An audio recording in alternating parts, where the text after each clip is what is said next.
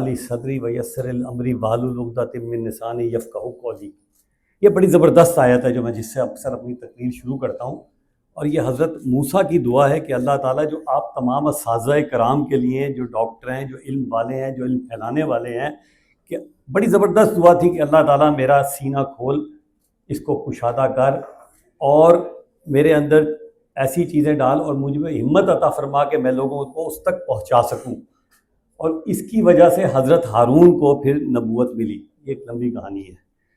بہرحال سب سے پہلے تو میں ڈاکٹر مظہر ملک صاحب، جنہوں نے سچی بات کی ہے کہ اس شہر کے اندر، اور پاکستان کا تو مجھے اتنا نہیں پتا، لیکن کم از کم راول پنڈی اسلام آباد میں سائیکیٹری کو زندہ رکھا ہوا ہے. اور ہر سال، مجھے نہیں یاد پڑتا، ہر سال ماشاءاللہ یہ ہر سال اسی جگہ یہ خوبصورت محفل، یہ کہیں بھی ہوں، کسی ادارے میں بھی رہے ہوں، انہوں نے اس کو اپنا سلسلہ جاری و ساری رکھا، جس کے لیے میں ان کو مبارکباد پیش کرتا ہوں. پھر دوسرے بڑے اہم آدمی، یہ ضروری ہے آپ کو تاریخ بتانا، شاید آپ کو اتنی تاریخ نہیں پتا، مجھے جتنی پتا ہے، کہ میاں رشید صاحب. میاں صاحب فورینزک میڈیسن بڑی مشکل ایک سبجیکٹ تھا. یہ ہمارے کالج میں جب آئے تو سمجھ لیں تو پہلے ایف سی پی ایس تھے فورینزک میڈیسن کے، پڑھے لکھے آدمی جسے کہنا چاہیے.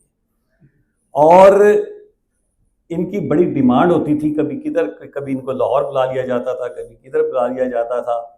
اور ماشاءاللہ انہوں نے اس کالج کو بنانے میں جتنی محنت کی ہے، میں اس کا بالکل گواہ ہوں. اور میں ابھی ان کو مبارکباد پیش کر رہا تھا کہ آپ نے اپنے کالج کو جس طرح ایک اچھا معیار اور نام دے دیا ہے. اور اتنے اچھے اچھے ٹیچر میں دیکھ رہا ہوں بیٹھے ہوئے سامنے، نام لوں گا تو سارے ہی میرے جاننے والے ہیں، لیکن ماشاءاللہ بہت اچھی فیکلٹی جو ہے انہوں نے بنا لی ہے. پھر اس اسٹیج پہ شہزاد صاحب کے ساتھ بھی ہمارا وزارت میں بڑا رابطہ رہا، اور یہ بڑے پازیٹیو آدمی ہیں، اور ہم نے مل کے بہت سے پروجیکٹ بھی شروع کیے تھے. لیکن بات یہی ہے نا کہ مسئلہ یہ ہے اس ملک میں، وہ میں بعد میں آتا ہوں اپنی تقریر میں. پھر منظور صاحب میرے کلاس فیلو ہیں، اجمل صاحب تو ویسے ہی ہو گئے، انوار الحق صاحب بھی میرے جونیئر ہیں، مفتی صاحب، احمد زادہ صاحب.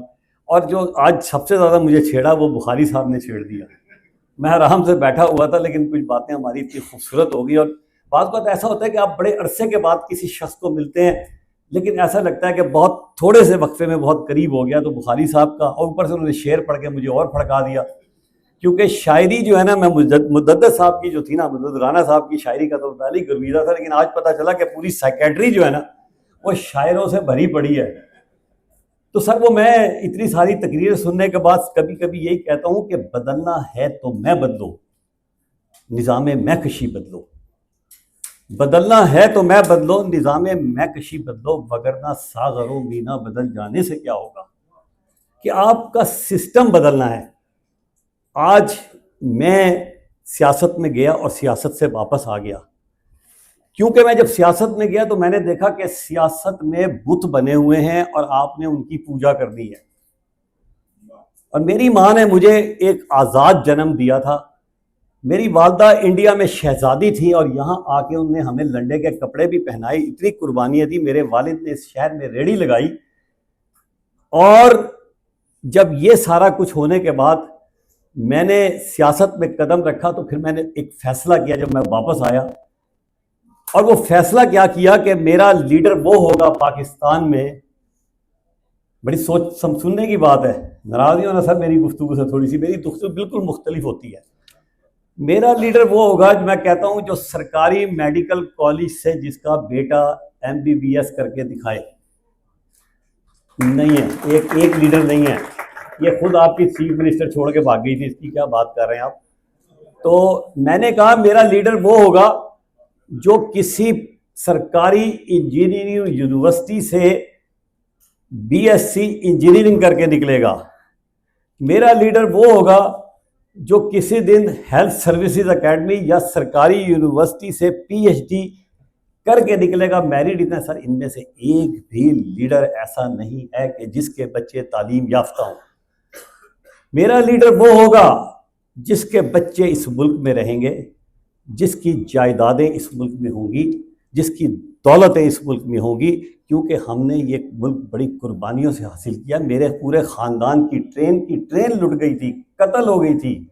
اور میں نے آپ کو بتایا کہ ہم نے کیا دیا، تو آج جب میں پڑھے لکھے لوگوں کے ساتھ یہ سلوک دیکھتا ہوں تو افسوس ہوتا ہے. بالکل بڑی درست بات کی کہ جب میں آپ کو چھوٹی سی مثال بتاؤں کہ جب میں وزیر تھا تو یہ جو بیسک ہیلتھ یونٹ اور رورل ہیلتھ سینٹر کی سیٹیں تھیں یہ 10 سے 15 لاکھ میں بکا کرتی تھی، اور جو بیچارے غریب کا بچہ تھا وہ یہ سیٹیں خرید ہی نہیں سکتا تھا یا سفارش سے ملتی تھی.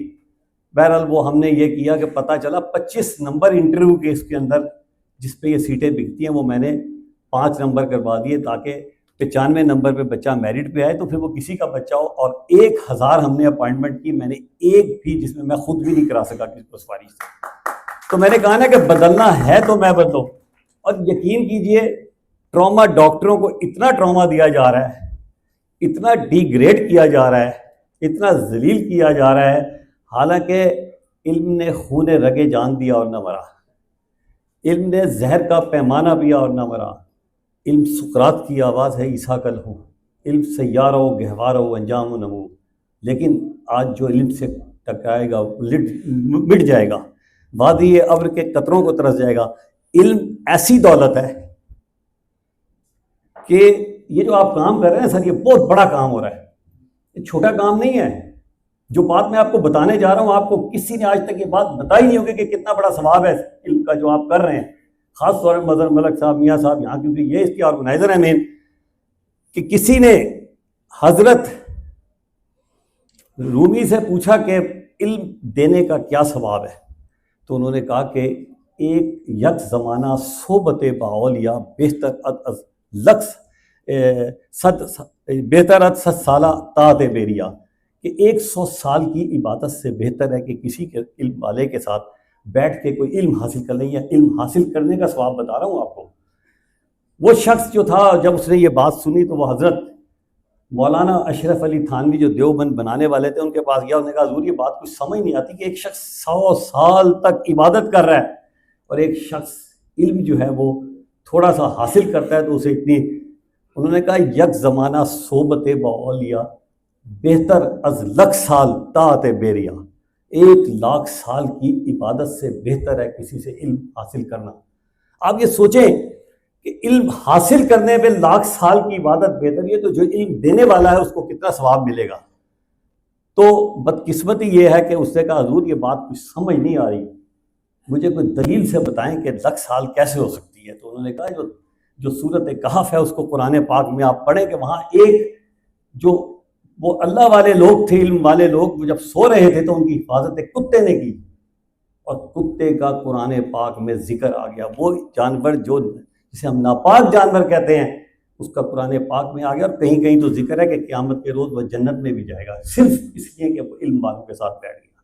لیکن بدقسمتی یہاں یہ ہے کہ یہ اتنا بڑا ٹراما ہے، نوکریاں مل نہیں رہی، نکال رہے ہیں، مطلب کچھ سازش کے تحت ڈی گریڈ کیا جا رہا ہے. اور سب سے زیادہ آپ یقین کریں چاہے وہ بیچارہ بچی میری بچی نے پڑھی، پرائیویٹ سے ایک نے پڑھا ہے، اور دونوں پڑھائی جتنی پڑھنی پڑتی ہے نا، جتنی مرضی سفارشیں کرا لیں، پڑھنا پھر بھی پڑتا ہے.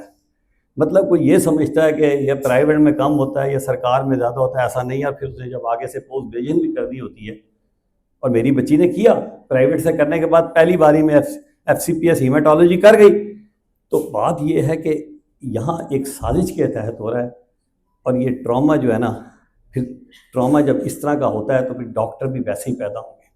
علاج کرنا ہے اس کو ہی آپ مسائل نہیں دیں گے تو وہ بیچارہ یہ بھی ایک ٹیررزم کا حصہ ہے، یہ مینٹل ٹراما. خیر میں تقریر بہت کرنا چاہتا تھا، اب نہیں کرتا، لیکن میں آج کو ایک مزے کی بتاؤں. آج رات میرے خواب میں کون آیا؟ آج میرے خواب میں پروفیسر ملک مبشر صاحب آئے. بڑے اچھے لگ رہے تھے، گاڑی میں بیٹھے ہوئے تھے. اس کا مطلب ہے کہ اللہ تعالیٰ کے پاس اچھی جگہ پہ ہوں گے، میرا ایمان ہے. مجھے ان کی ایک بات یاد آتی تھی کہ جب وہ کہا کرتے تھے نا، ہم کالج میں تھے، کہ 90% لوگ جو ہے نا پاکستان میں سائیکیٹرک پیشنٹ ہے، تو ہم کہتے تھے پاگل ہے. ناراض نہیں ہونا، میں یہ بات انہوں نے منہ پہ بھی کہی تھی تقریر میں. آپ اس تقریر میں تھے جب میں نے کہا، میں کہا سر ہم ہنستے تھے، میں کہتے ہیں سر پاگل ہیں، کیسی باتیں کر رہے ہیں. لیکن آپ یقین کیجئے وقت نے ثابت کیا کہ آج تقریباً ہر گھر میں جیسے کسی نے بات کی ہے سائیکیٹرک پیشنٹ ہے. میں رات اچھا عجیب ہی چیزیں ہو رہی ہیں کل سے. وہ ٹی وی میں ایک ڈرامہ دیکھ رہا تھا میں، تو وہ ڈرامے میں ڈرگ ایڈکٹ تھا، تو اس کی شادی ہو جاتی ہے ایک لڑکی سے، تو وہ لڑکی لے کے جاتی ہے، ایک تو یہ انسیگنیا بڑا عجیب و غریب اور اسٹگما ہے، وہ اس کو لے کے ڈرگ ایڈکشن سینٹر پہنچ کے سائیکیٹرک ایک کو دکھاتے ہیں، تو وہ کہتا ہے میں تو پاگلوں کے اس میں نہیں جاؤں گا۔ اب یہ بھی ایک بہت بڑا المیہ ہماری قوم کو سمجھانے کی ضرورت ہے کہ سائیکیٹری جو ہے وہ ایک ویسے ہی برانچ ہے جیسے کارڈیالوجی ہے، گیسٹرو ہے، اور یقین کیجئے کہ لوگوں کو یہ سمجھانے کی ضرورت ہے۔ ذرا سا یہ جب کہا جاتا ہے وہ سمجھتے ہیں کہ شاید یہ اسٹگما ہے، مجھے پاگل کہا جا رہا ہے۔ اس کو بھی ہمیں شعور دینے کی ضرورت ہے میڈیا پہ، چیزوں پہ، کہ لوگوں کو کہ بھائی سائیکیٹری جو ہے وہ دماغ کو ٹھیک کرنے کا نام ہے، کوئی پاگلوں کا علاج نہیں ہے۔ جس دن ہم یہ بھی کامیاب ہو گئے تو بہت سارے مسئلے ہو جائیں گے۔ بہرحال میں بہت شکر گزار ہوں سب کا کہ انہوں نے مجھے اس قابل سمجھا، اور میں اکثر پھر بھی ان تمام حالات کے باوجود ایک شعر پڑھ کے نکلتا ہوں کہ ہنستے پھولوں ہنستے رہنا، ہنستے پھولوں ہنستے رہنا، تم ہو پاک وطن کا گہنا، پھولوں نے پھر گہنا پہنا، ہنستے پھولوں ہنستے رہنا، پھول ہیں تھوڑے خار بہت ہیں، پردے میں اغیار بہت ہیں، آپس میں مل جل کر رہنا، ہنستے پھولوں ہنستے رہنا۔ اور میں آخر میں اپنے جنرل کرامت صاحب کا بھی میں نے معافی چاہتا ہوں، یہ بھی بہت لیجنڈ آدمی ہیں، بہت گریٹ آدمی ہیں، اللہ تعالیٰ ان کو بھی اور عزت عطا فرمائے، یہ بھی استادوں کے استاد ہیں۔ تو بہرحال یہ میرا شعر، اور اس کے ساتھ پاکستان زندہ باد، انشاءاللہ پاکستان قائم دائم رہے گا۔